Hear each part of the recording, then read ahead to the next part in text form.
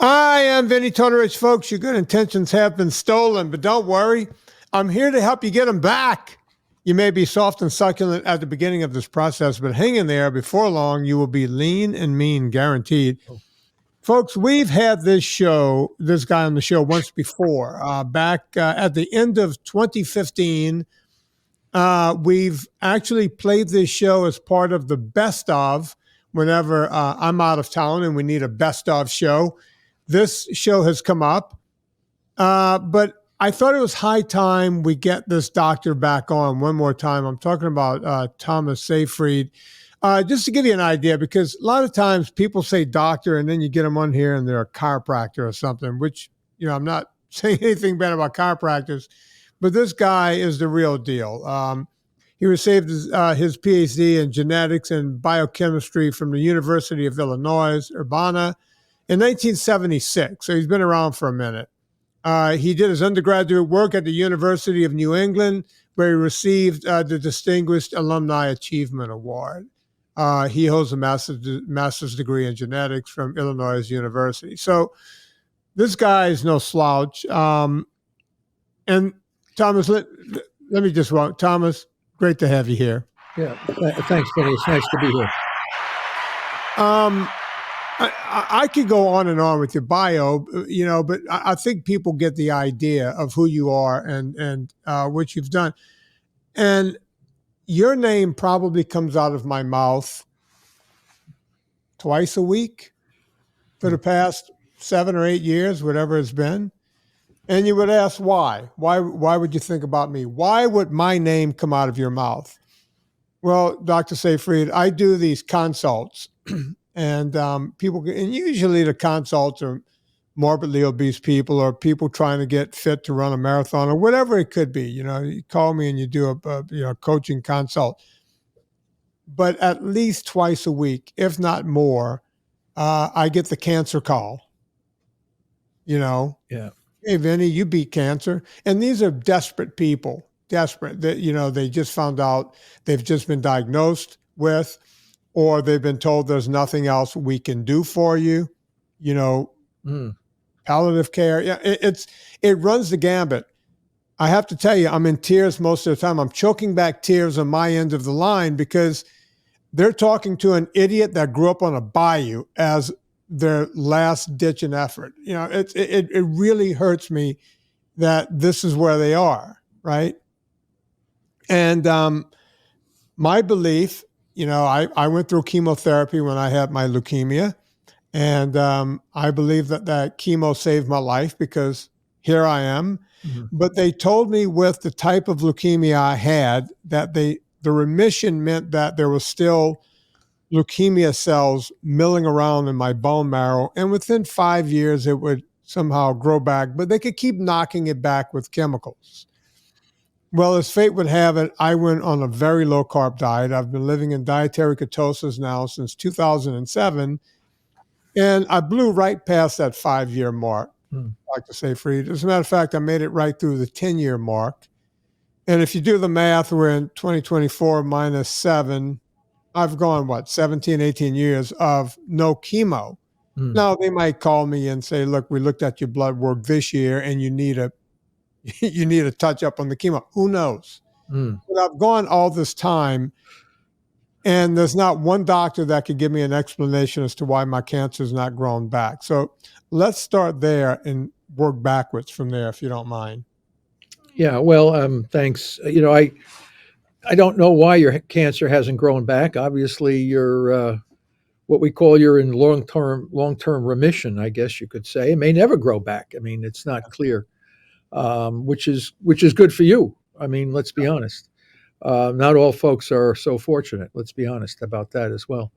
But it's hard. I can't make predictions about that. I mean, I think we have quite a few so-called millions of cancer survivors in this country and around the world who have in fact survived these standards of care, as we call them. But and some people do really, really well, and other people survive, but they don't do so well. It's generally not healthy for the body to take in any kind of a substance that has any level of toxicity to it. I always find the human body is quite resilient. I mean, we are really capable of doing things to our bodies and have us still walking around. Especially diet and lifestyle issues. I mean, we've got an obesity epidemic and we've got all kinds of problems, diabetes and everything, and yet these folks are still alive. And there are people alive who've taken radiation and chemo and things like this. But, and some people's bodies are just absolutely resilient. But a lot of folks put themselves at risk for downstream effects, something maybe totally different than the cancer they might have had. You have bone density issues, you have neuropsychiatric problems, you got all kinds of hormonal imbalances. You can have all kinds of other issues as collateral or secondary comorbidities as the result of beating up on cancer. So the answer to your question is you're fortunate, and listen, that's what we can say. And you may live, if you live to be 95 years old, die from a heart attack, then you were cured from cancer. Yeah. But we don't know that until many, many more years. Well, let's hope that in my case, at least, that it is many, many more years. I'm only 61. I'm hoping to go a bit longer. Oh yeah. How did I've read your stuff in the past. You've called, cancer, a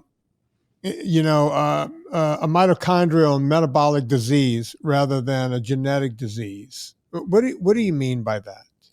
Well, there's a theory of disease. Okay, there's theories of disease. If you look at Louis Pasteur, he claimed that disease was caused by invisible microbes.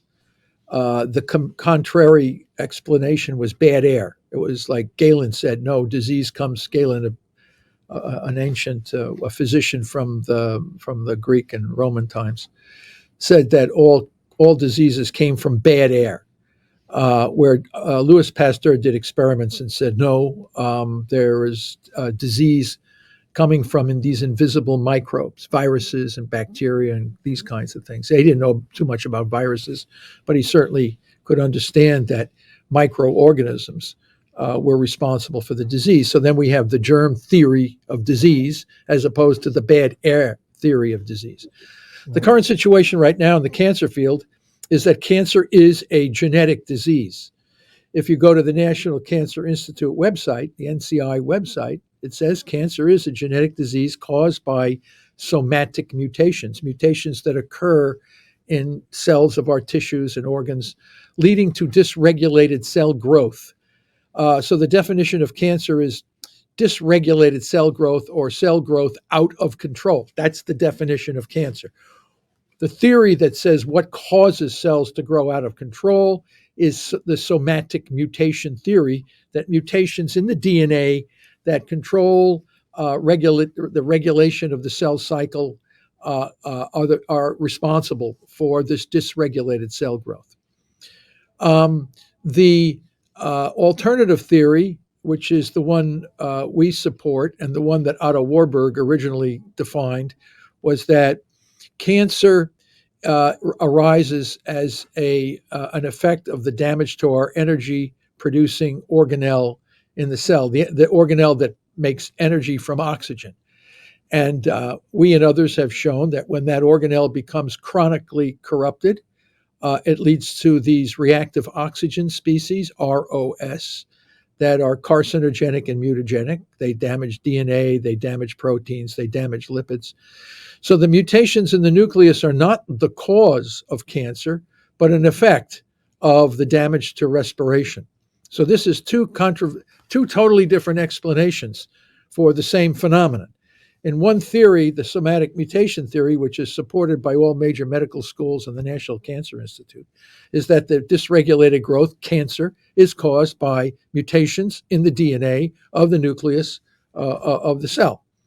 The mitochondrial metabolic theory says no, that's not true. The mutations are secondary downstream effects of the disruption oxidative phosphorylation. So So this is the alternative two views of the origin of cancer. Let me push this thing down a little bit further. So we have two alternative views for the same phenomenon. And in my view, if it's a mitochondrial metabolic disease, that means people can take charge and essentially participate in the management of their disorder, because the tumor cell having defect in generating energy from oxygen falls back on ancient fermentation pathways, which is energy without oxygen. Like all cells on the planet used energy without oxygen before oxygen came into the atmosphere in the early development of life on Earth. So these cancer cells are essentially falling back on ancient pathways of fermentation. And then you say, well, what does that mean? Well, what do they use to get energy? And energy is everything. Listen, without energy, Right. we die quick. And you want to know how fast that is? People who drink Kool-Aid laced with cyanide, drinking the Kool-Aid laced with cyanide, Jonestown, everybody was dead instantly, very quickly. Okay, that's what happens when you have no energy. Cancer cells can live in hypoxia. They can live in cyanide. They don't need that form of energy. They ferment. They use ancient pathways of energy, and those driven by the sugar glucose and the amino acid glutamine. So the solution or a strategy, an effective, I don't want to say solution, but it's certainly an effective strategy for cancer management, involves transitioning the whole body over to a respiratory fuel like fatty acids or ketones, and then selectively targeting the glucose and the glutamine, thereby protecting the normal cells while we starve and marginalize the tumor cells, and the body will gradually eliminate them from the body. Now, yeah, sure, you can use radiation and chemo and all this other stuff, which will certainly kill cancer cells, as you're an example of that, a survivor. But you can also kill them by taking away their fermentable fuels. And blood cancers are remarkably dependent on glutamine, and glucose. So all cancer, we can't find any tumor that can use oxygen for energy sufficiently. So they're all essentially dependent on this fermentation metabolism. And the theory that describes that is called the mitochondrial metabolic theory of cancer, as opposed to the somatic mutation theory. These are two radically different ways of looking at the same problem. Okay, so let's break down both. Let's take their approach first. Mm-hmm. Obviously there's been a lot of studies, so they didn't just pull it out of thin air. No.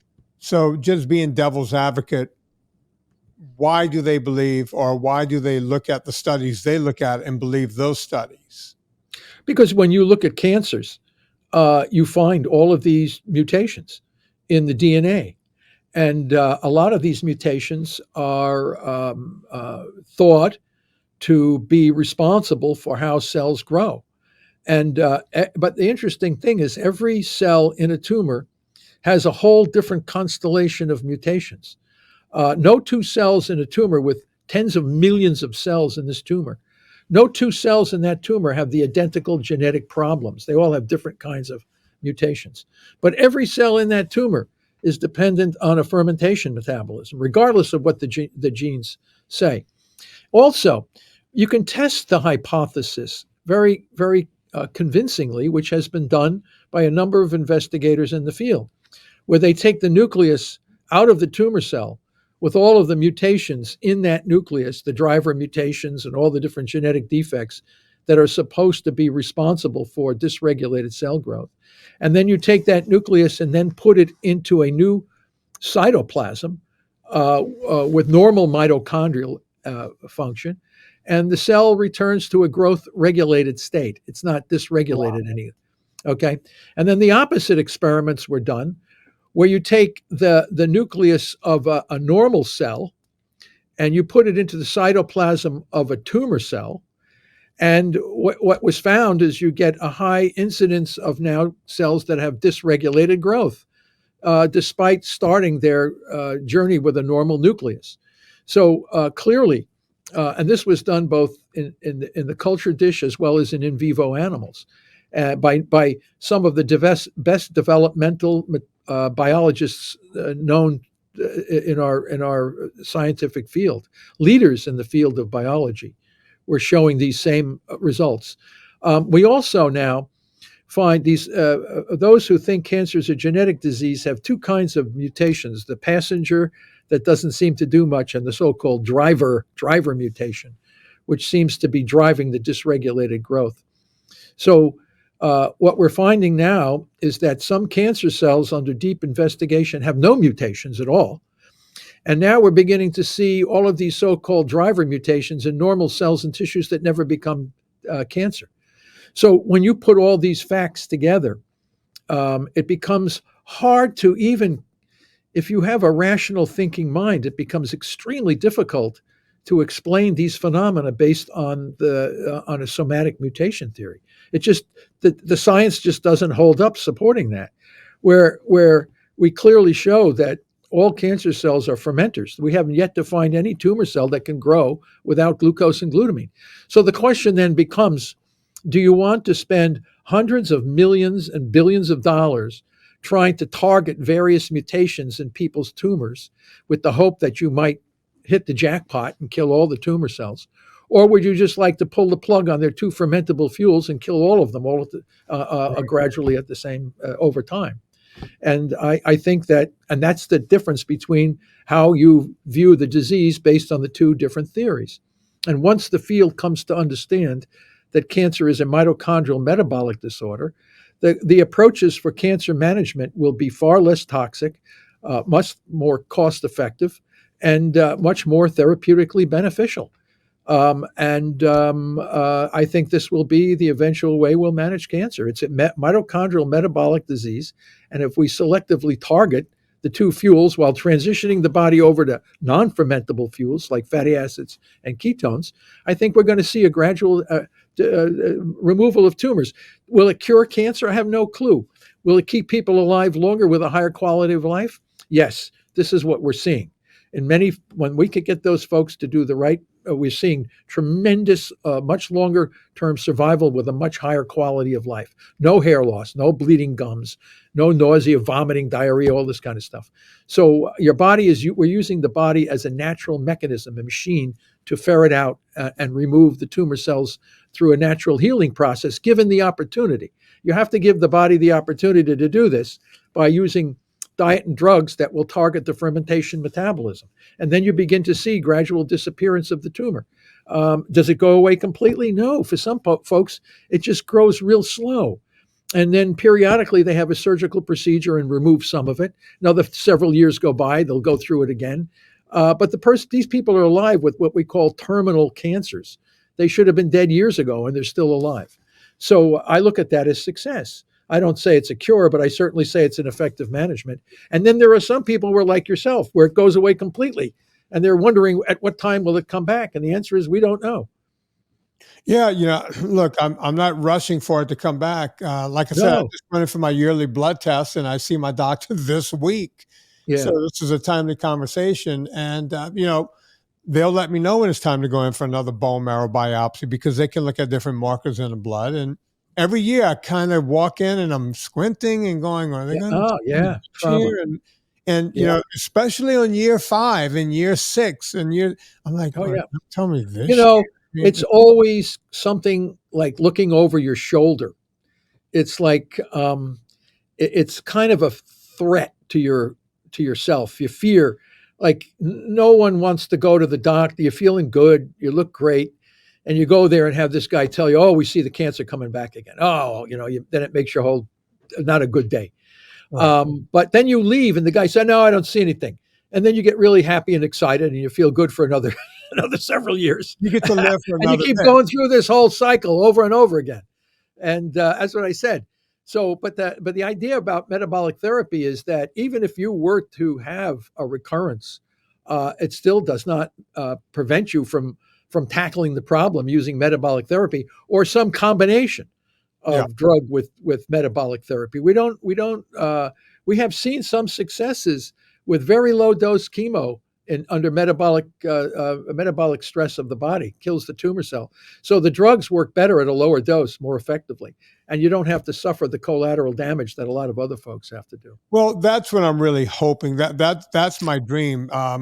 they told me I had so much leukemia running through my bone marrow that, I had to take all kinds of other drugs to stay alive Yeah. while they were trying to kill the cancer, which some of those drugs had more side effects than Mm, even the chemo. And right. my feeling is, well, next time maybe they can just give me a touch of the chemo because I'm going Yeah. to keep eating, a very low carb Yeah. ketogenic style diet, and I'm Well, gonna be, that puts a lot of. It's hard to grow cancer when the fuel for it to grow is limited. yeah. It's just that simple. But the thing that we found, which Otto Warburg did not know about, was that there was a second fermentable fuel, which is the amino acid glutamine, and that most people thought was a respiratory fuel. And normal cells, it can be a respiratory cell fuel, but in the cancer cell, it's a fermentable fuel. So you can target the glutamine. You need drugs for that, but exercise can bring it down to some extent. But the better option is to use certain low dose drugs that will specifically target the glutamine glutaminolysis pathway. Let's talk about glutamine for just a second. I don't want to get too far in the weeds because I like keeping it on a level where anyone can understand this. L-glutamine is a breakdown of an amino acid. It's a part of an amino acid. Well, it is the amino acid. It's the Right. breakdown of a protein, but glutamine is an amino acid. So you have an amino acid that is found in animal products. I mean, Yeah. in eggs and whatever. How do we keep glutamine at a low level if we have to eat protein every day? Well, it's a non-essential amino acid, and but it's essential for cancer. So some cancers respond more; they're more dependent on glutamine than other cancers. So you have to recognize that. We're doing those tests right now. Don't forget, you also have to realize that glutamine is the singular most abundant amino acid circulating in our bloodstream, much higher concentration than any other amino acid. And that's because our immune cells use glutamine to kill microbes that enter our body. Also, our gut, the cells and health of our microbiome and gut is heavily dependent on glutamine. The urea cycle, glutamine plays a tremendous role in the urea cycle. So this is an essential amino acid for a lot of things. They call it non-essential because we could actually synthesize it from glucose. So it's not like you have to have it. It can be produced internally from other metabolites. But for cancer, yeah, it's a double-edged sword. But that's why we developed the press pulse therapeutic strategy. We can press down glucose really well as long as we can elevate ketone bodies and fatty acids. But then we have to strategically pulse and target glutamine. Because if we're too aggressive with targeting glutamine, we can harm the gut or we can harm the immune system or something like this. So again, you have a great tool, but you got to know how to use it in the right context to maximize its therapeutic efficacy. And if you don't know that, then you could potentially do harm and reduce the opportunity to do a lot better with these therapies. So again, you have to have some knowledge base. And we've published these papers to give physicians an opportunity to work out some of the ideas they might have. And exercise will lower glutamine as well, but it won't go down low enough to really start killing tumor cells. That's why you sprinkle a little bit 6-deoxynorlucine, a little embendazole, and some of these other drugs that we're now beginning to realize they're pushers on the glutamine thing. But you got to do it in a way you don't want to harm your immune system or your gut. So again, it's like anything. You really need to know the concepts and how to use the tools that you have. With that in mind, we're going to take a quick break here. But when I come back, I want to get into what a diet and a supplement program might look like to keep cancer at bay. Before we do that, folks, olive oil. Olive oil. Listen, we're talking about eating healthy.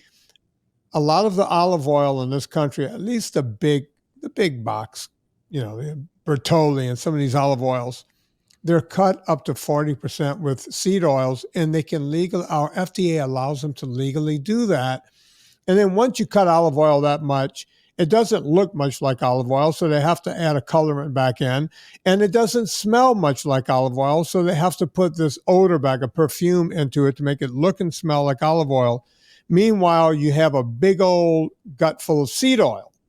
Well, you don't want that to happen. There's a lot of good brands out there, but the one I like to recommend because, I don't know, they write me a check every month is Villa Capelli. They've been a sponsor of this podcast for well over 11 years. Villa Capelli, we found this company. I love their product, and it's not just about being a healthy olive oil. It almost tastes like a salad dressing all on its own. It's amazing how good this oil is. You guys have seen me right here on the show. I'll chug an ounce of it at a time. I'm a big olive oil fan. I hope that Dr. Seyfried doesn't come back and tell us that olive oil is bad for us in some way, shape, or form.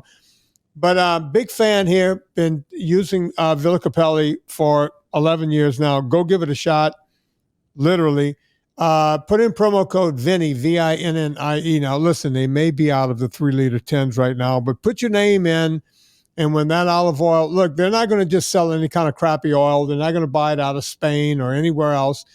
You got to wait for them to crush the trees have to bear the fruit, and then they have to crush the fruit, and then they have to get the oil. And that takes a bit of time. So if they don't have what you want in stock, put your name in. But whenever you get your oil, put in promo code Vinnie, Vinnie, and you'll get 10% off. If you spend more than $125, you'll also get free shipping. So go check that out. We're talking to Dr. Thomas Seyfried.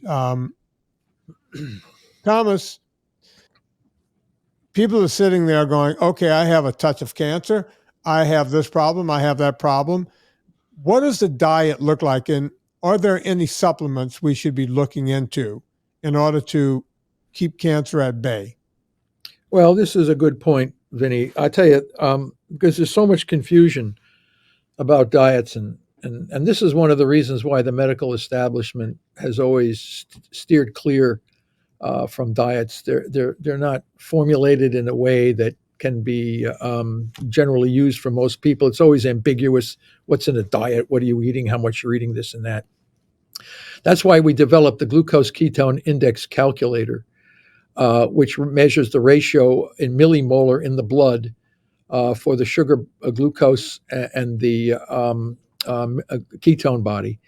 So as you stop eating or do keto or water-only fasting or these kinds of things, your blood sugar naturally will go down because you're not eating anything. Insulin levels go down because they don't see glucose in your bloodstream.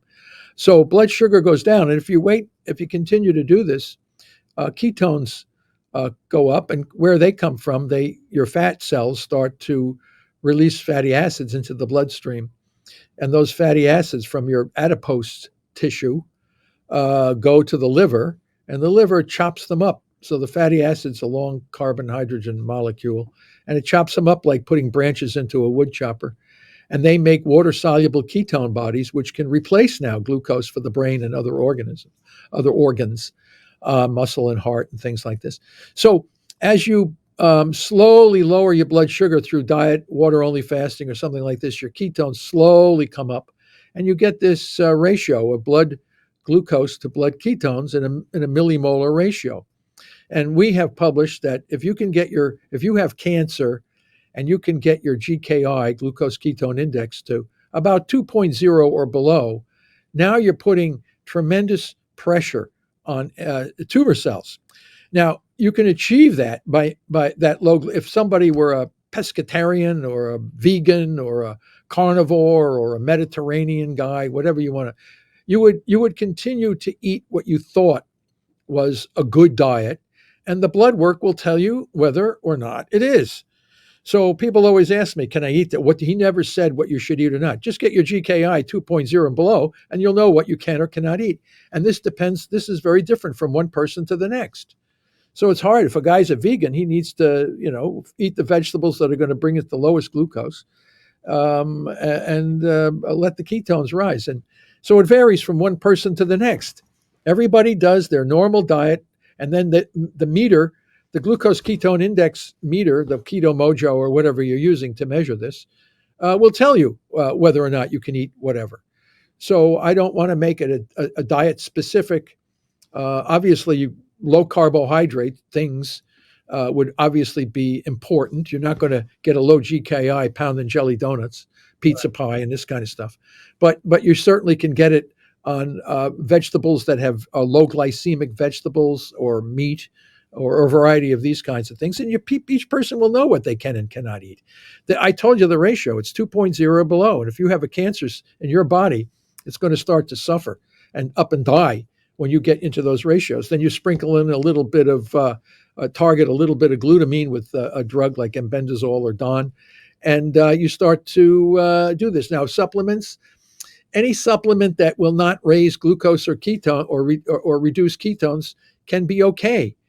People use these things. I say, well, I'm taking this supplement. What does it do to your GKI? Well, I never tested it. Test and see what it does to your GKI. If it doesn't raise your GKI, then you should be able to take it. So if it doesn't have any toxicity associated with it. So there's a number of supplements out there that people take, and they can recommend them, berberine and things like this. I try it. I mean, that's why I would say we always bring everybody down at the ground zero and then add back things and see what they can or cannot. It's like you're your own experiment. Each person is their own experiment. They have to test their own body to determine what they can or cannot eat, or what supplement might be beneficial to them. Explain to me just a little more about GKI. Now, I test my blood all the time, and my millimolars are anywhere between, 0.7 in the morning when I wake up, and usually they run between 1.2 and 1.5 during the day. If I do a hard effort for several hours in a kayak or hiking or a rowboat. Well, wait. We're not going to get blood sugar at 0.7 millimolar. That's the lowest I've ever seen by any human was 0.5. No, but that's what I'm asking about the GKI. I'm talking about the ketones in the blood. Oh, you're talking about the ratio. You have to get the ratio from the Keto Mojo or Precision Extra, one of these meters. All right, so I have a Precision Extra. Tell me what to do to figure it out. Okay, so Keto Mojo, we published the you got to convert because the glucose is given in milligrams per deciliter. That's right. And you have to convert that to millimolar by dividing that number by 18. And for a lot of folks, that's like, oh my God, I got to learn math to do all this stuff. It's like, give me a break. But the Keto Mojo already has you push the button and it instantly gives you the ratio. So that meter might be more user friendly than having to sit with a pencil and paper to divide your deciliter by millimolar. So by 18, I should say, and to get your glucose millimolar value. So Keto Mojo will do it all for you, and you buy it on Amazon. You got the consumables, the strips. I understand, like they have the free Libra now. That's an interesting device. That's and they're going to start selling that over the counter, where you can measure your blood sugar in real time. Right. And you can. The problem is there's no free Libra for ketone yet, but people are telling me there's some of these new technologies will be coming in the future. So once you would have that, but right now the Mojo meter is probably the best bet. It calculates it all for you. You buy it on Amazon. It's not that expensive. Where you get always the expenses are in the consumables, the glucose ketone strips. But we do urine strips can measure ketones as well, and you can use those in intermediate base because the ketone strips are a little bit more expensive than glucose strips. So the issue here, of course, is that people can and they can record the log. They can log it into their daily routine.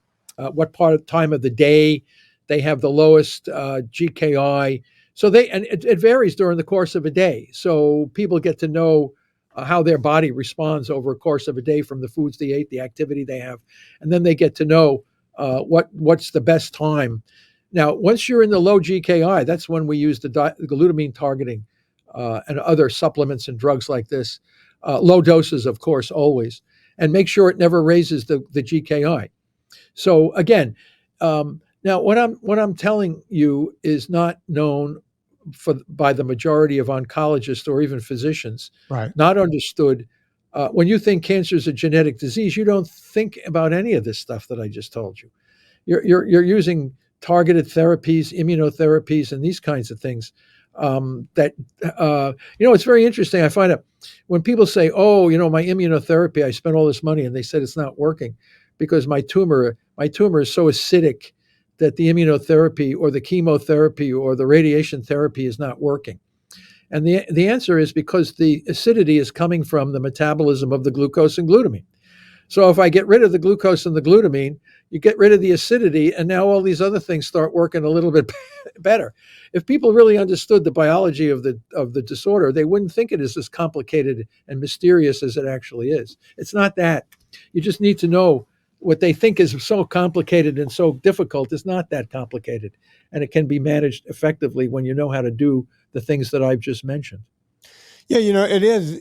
When you listen to what they have to say, it's very interesting. I had a friend whose sister got breast cancer, and she has the BRCA gene, right? So Yeah. doctors like, oh, you got to get your other two sisters in here, and they were scaring these women into, oh, you should have your uterus removed and chop your breasts off and do all this other stuff.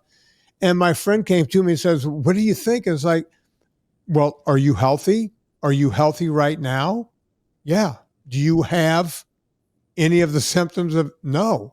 It's like, and you're going to go rip your uterus out and go have your breast removed? I would tell you, if your sister has the BRCA gene, maybe you should go in for a test every so often, but I don't think you have to go under the knife because your sister is sick. Yeah. But that's Yeah. what No. medicine is.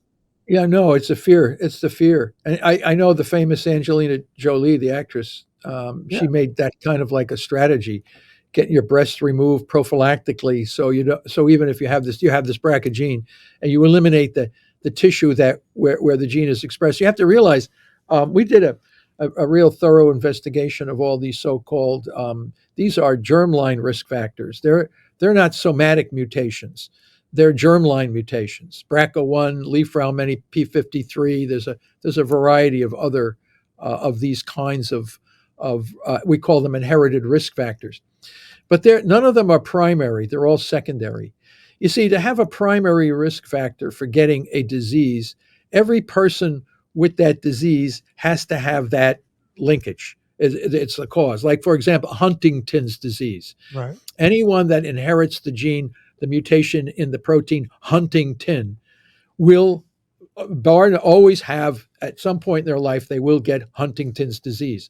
The primary cause of Huntington's disease is a mutation in the protein called huntingtin.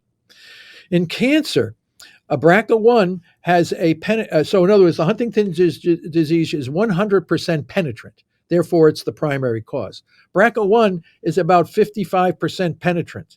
That means about 45% of women that have this gene will never experience a cancer as the result of this. It's not 100% penetrant.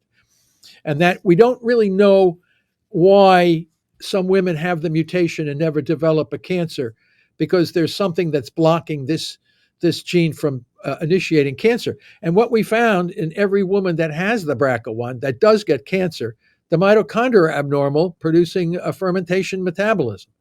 So why the BRCA1 would disrupt mitochondria in one woman, making a risk for cancer, and another woman have the same mutation and doesn't. So that means BRCA1 can be modified. It can be modified in its level of expressivity. So again, I think what you said is absolutely correct. I think if you are diagnosed with the BRCA1, yes, you can have your breasts and ovaries and these kinds of things removed, or you might want to consider going into a Paleolithic kind of diet and lifestyle, where you're not going to be able to get cancer if the damn sugar driving the dysregulated growth is not there in any great amount. And if there was a tumor that would arise under these environmental conditions, then you can probably have it debulked with a lumpectomy or something small.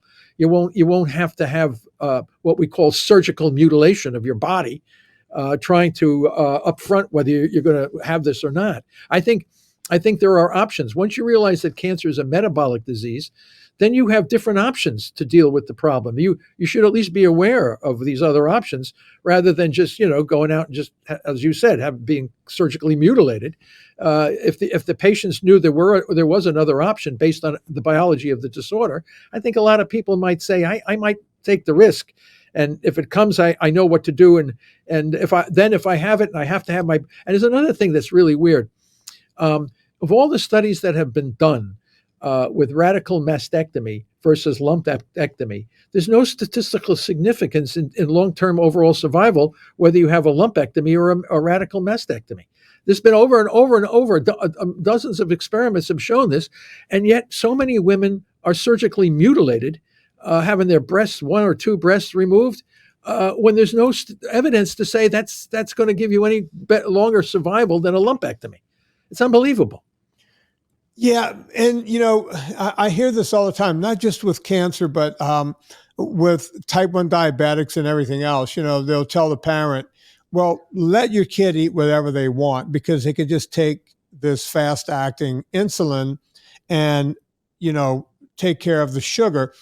And if the person says to the doctor, but what if my kid just ate less sugar?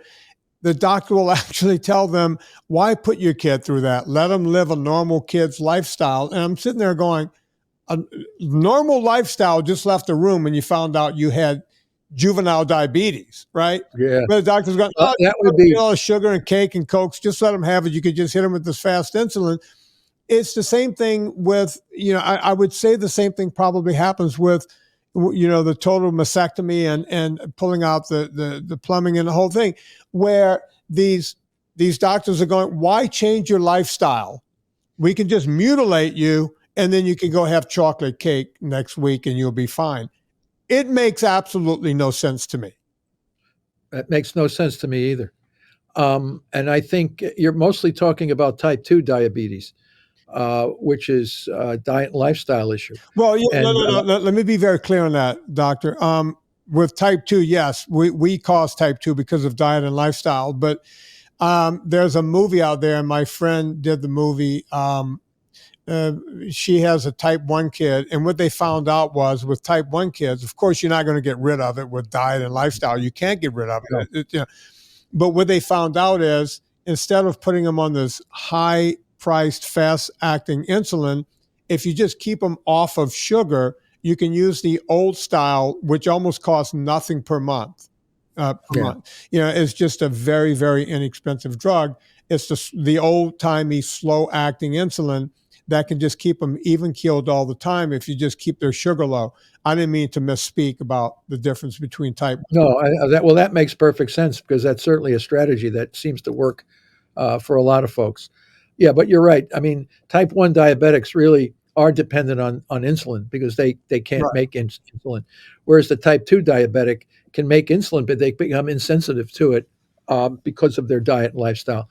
And a child that would be overweight, every time you see a child that is obese, that poor soul is unlikely to live as long on the planet as some others. And people don't realize diabetes type 2 has replaced smoking as the number one risk factor for cancer. Yeah. So it's unbelievable. And I don't think people know that. I don't know how people don't recognize that being obese is a massive risk factor for your health. And you don't live. People say, oh, geez, if I make it to 50 or 60, I'm doing really, really good.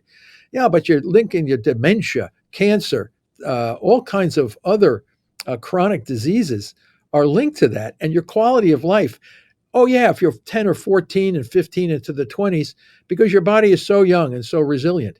But you keep that up, and all of a sudden, man, you are one hurting buckaroo.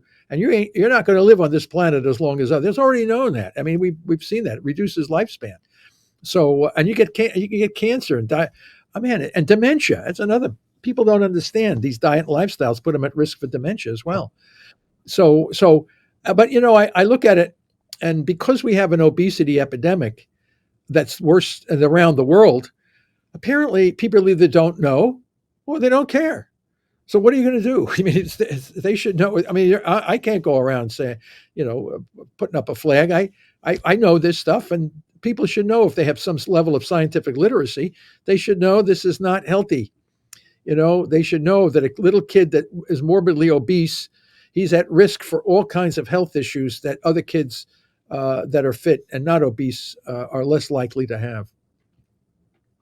Yeah, friends of the show, Gary Taubes, who was on just a couple of weeks ago again, and Nina Teichos, who've spent time here at my house, we talk about this type of thing. And when we feel like when we start making ground on the subject of, hey, you'll be better off eating real food, eating real wholesome food, eating animal protein, and you start winning that argument because you start seeing people lose weight, reverse their type 2 diabetes, get rid of a lot of metabolic syndrome or syndromes.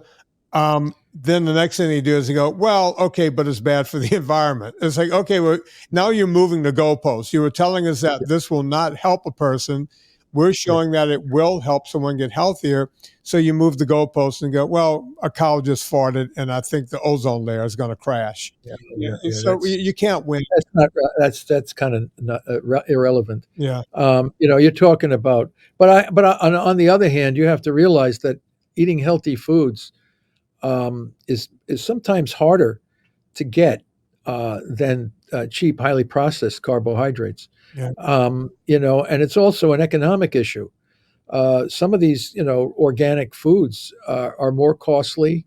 They don't have a shelf life for sure, and a lot of folks living paycheck to paycheck sometimes don't have that. And you're working all day long. You're sitting in traffic. You're all stressed out. You come home, and you throw something into the microwave or something quick, so just so you can relax on the chair and watch some programming. You're just like, so you got stress. So all of these things are what we call diet and lifestyle: lack of exercise, convenience, poorly nutritious foods, and you put all that together, and that's the result of our highly efficient technology that we have developed over the last 100 years. So all of these things come into action. It's a diet and lifestyle issue. It's not only putting us at risk for cancer, but all the other things that we've just spoken about, type 2 diabetes, macular degeneration, dementia, all of these things, making your life less robust. And but the convenience factor, I tell you, it's just so powerful. Cost, financial, and convenience. Low cost and convenience seem to trump or overshadow health and these kinds of things. So, I don't know what to say. I'm not here to talk about that. People can speculate and do all this stuff. I work to try to manage cancer through strategies that I understand the biology of the disorder, and therefore I think we can make huge progress in dropping the death rate by as much as 50% in 10 years by knowing the biology of the disorder. And by the way, the people that do this also get very, very healthy in other ways. Sometimes the diabetes, the hypertension, the high blood pressure, all of these other things seem to go away along with the cancer. So, and we're seeing this over and over again for some of these folks, that like Guy Tannenbaum. He's on the web telling everybody how he got rid of almost everything besides his terminal prostate cancer. Yeah. So this is the strategy. People can do what they want to do. My view is like they should at least have a choice, or at least should be told about some of this, rather than not being told or saying, oh, there's no evidence to support anything we're saying. There's massive evidence. Just the problem is people don't read the literature and understand. Either they don't read it or they don't understand it. What can anybody do about that? You can't do anything about it. I've been talking till I'm blue in the face for, we've done 2,500 podcasts here over the past 12 years. And, you can't make people do anything, and, whenever people write to me and say, hey, you've saved my life, because I get guys like you on, they think I'm saving. It's like, no, I didn't do anything. And the doctor I had on, he didn't do anything.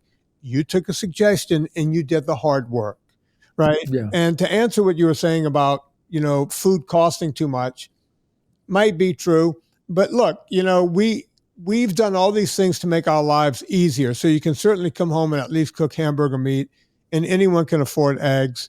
And I get it. Eggs have doubled in price, but they're still cheap. And the bottom line is that we can't afford not to eat correctly. We can't afford to mess around and eat junk food from a microwave and everything else. And by the way, if the government wanted to get serious about it, they're sitting there subsidizing sugar and they're subsidizing wheat and grains and everything else. Subsidize meat, but that's not what they're doing. They're going after meat. You go to New York, they're doing meatless Mondays, and in California, no meat Friday and vegan Wednesday, and everything else is going in the wrong direction. We're still going in the wrong direction. That pendulum has not swung back into the positive yet. It's the way I No, feel, at no, least. no, that's true. I think you have a lot to be said. I think, but I think a knowledge distribution of knowledge give people the opportunity to make choices. And the physicians, many of them need to be reeducated. The folks, the people need to be educated to know enough. And I think a lot of them do. I think a lot of them know they're eating bad stuff, but it's so tasty and so convenient and so cheap. Let's just keep with it. And it's like smoking cigarettes in the past. Yeah. You know how many people, everybody was smoking, not everybody, but so many people in the population with it, and they're rolling the dice. I'm not going to be the one getting the cancer. I'm not going to be the one getting the heart disease. And yet they would have a heart attack. Yeah. They were addicted. And don't forget that the highly processed carbohydrate foods are addicting. Just like nicotine and caffeine and all these other things. Glucose addiction is an extremely powerful force on the brain. Anybody who doesn't believe me, try stop eating for 3 or 4 days. Just drink water. See what happens. You're going to be really you're going to have withdrawal symptoms. And so that just goes to show you the power of glucose on the brain. And it's an addicting substance. But once you can break that addiction to glucose, you can. Even myself. I mean, I enjoy sugar every now and then. I mean, I try to avoid it. But if I had cancer, man, I tell you, I would avoid it like the plague. There's no question about it. I look at sugar as if it's a rattlesnake, and I'm a sugarholic. It was tough for me, and I've actually spoken to ex-junkies, people that were on heroin, cocaine problems, the whole thing. And they'll tell you, oh, sugar was as tough, if not tougher than heroin. Oh. And I'll say, how can that possibly be? Heroin is such a strong drug. And they'll say, because you can get sugar everywhere, every day. It's all around you. You could just reach for it. It's right there. For me to get heroin, I would have to go down the street corner somewhere and meet my guy, right? And get stuff. And, so they're right, or as I told Dr. Drew once, he was telling me that, well, sugar is not really as bad as cocaine. And I said, yeah, but we're not giving cocaine to children at birthday parties. That's the big difference. Well, as I said, if you don't think it's so bad, try going without it for 3 or 4 days. You'll come to know. Yeah. Yeah, it's a real thing. I don't want to keep you forever, Thomas. You're so kind to come back on and to do this because, like I said, people write to me and I talk to them every week, and it's the cancer thing over and over again. Where could those people go to find you and to get help if they have cancer or they want to learn more about what you're doing? Well, right now I send out a kit of information to the people that contact me, and it's mostly for educational purposes. I am not a physician; I'm a professor, so I cannot treat patients. I cannot tell anybody what to do or what not to do. I can only give them educational material. They make decisions as to what they want to do or what not to do. We have submitted a very comprehensive treatment protocol with my MD colleagues to publication. It's a how-to manual on using metabolic therapy for managing brain cancer. But the issue, of course, is it would be effective in managing almost any cancer because they're all very much the same. They can't live without glucose and glutamine. That's what commonality of all cancers. People always say cancer is 100 different diseases. No, it's not. It's a singular disease of energy metabolism. And I have yet to be shown any cancer cell in any kind of an organ that can survive without glucose and glutamine. So we really know what their Achilles weakness is. They can't survive without fermentable fuels, period. And that becomes a very solvable problem now. So, but a lot of people don't know that, and nor does or if they do know it, they don't like to talk about it. Right. But I can give information like that.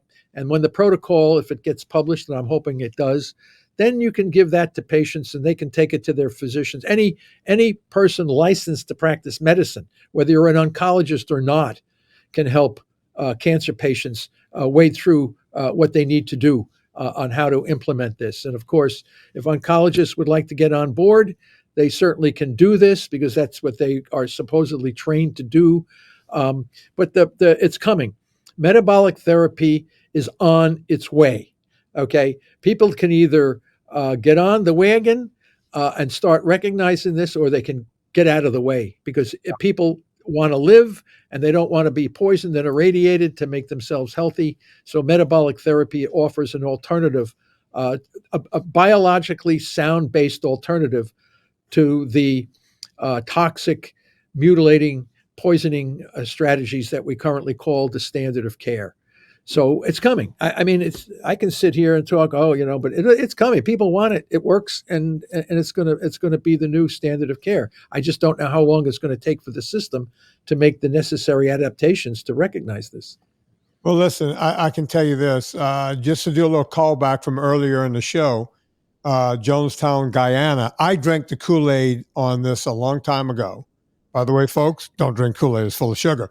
But yeah, I'm a Kool-Aid drinker when it comes to it. And here I am 17 plus years down the road, cancer-free. In one experiment, but I'll let you guys know, I've always said whenever my cancer comes back, I'll be on this podcast saying it's back. And here's what I'm doing to push it back into remission again. Dr. Seyfried, stay on the line because we have to let this upload. So we'll talk for a minute. I want to ask you a couple of things anyway. Folks, if you like what's going on here, before you go to Amazon, go to VinnieTortorich.com, click through the banner. It puts a little coal on the fire, gets our train down the track. It helps other people find this show. Also, rate and review. Doesn't cost you a thing to do either one of those two things, rate and review. Also, go check out everything Dr. Thomas Seyfried was talking about during this podcast. As I said, I'm a Kool-Aid drinker on it, and you will be too.